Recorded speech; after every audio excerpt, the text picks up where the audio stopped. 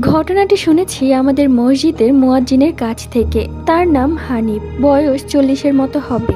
সে চাকরি সূত্রে খুলনায় থাকতেন। তার বাড়ি বাগেরহাট জেলার চিকলমারি থানার কালকিনি গ্রামে। প্রতি বৃহস্পতিবার আছরের নামাজ শেষে গ্রামের বাড়িতে যান এবং শনিবার জোহরের নামাজে আমাদের মসজিদেই পড়েন। মূল ঘটনাটা বলি। তার ভাষায় দিনটা ছিল বৃহস্পতিবার। আমি খুলনা থেকে রওনা দিলাম বিকাল 6টায়। আমাদের সদর থানায় পৌঁছাতে রাত 9টা বেজে যায়। সদর থেকে আমার বাড়ি আরও 20 কিলোমিটার পথ। কোনো গাড়ি না পেয়ে একটা মোটরসাইকেল ভাড়া করি। মোটরসাইকেলে করে বাজার পর্যন্ত আসি। এর পরের রাস্তা ভাঙ্গা ও কাদা থাকায় গাড়ি আর যেতে পারবে না বলে তাকে ছেড়ে বাজারে যখন পৌঁছায় তখন সময় রাত 9টা 50। বাজার থেকে আরও 3 কিলোমিটার দূরে আমার বাড়ি। বাজারের কোনো দোকান খোলা নেই।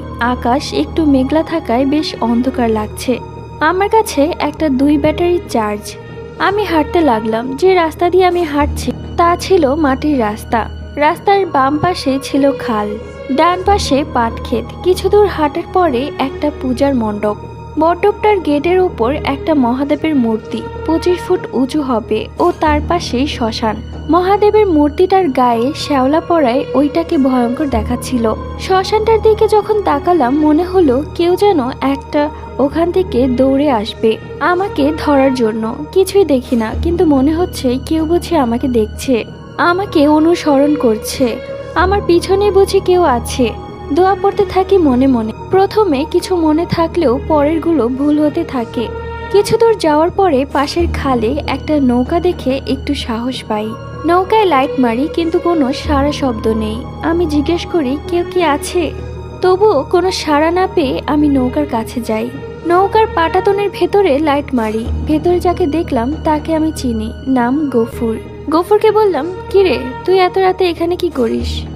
গফুর বলল, আমি না থাকলে আপনার এত রাতে নৌকা পার করে দিত কে?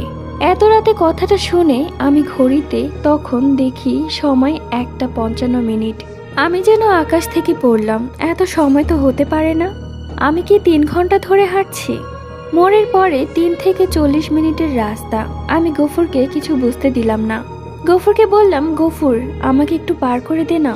এই বলে আমি গফুরের নৌকায় উঠলাম। নৌকা পাড়ে ফেরার পর আমি গফুরকে বললাম, গফুর আমার একটু বাসা পর্যন্ত পৌঁছে দিবি? গফুর একটু ভেবে বলল, ভয় পাইছেন, চলেন। আমরা দুজন একসাথে হাঁটছি। কিছু দূর আসার পর আমি খেয়াল করলাম গফুর আমার পেছনে পেছনে হাঁটে। সামনে একটা কবরস্থান এবং কবরস্থান থেকে ধোঁয়া বের হচ্ছে।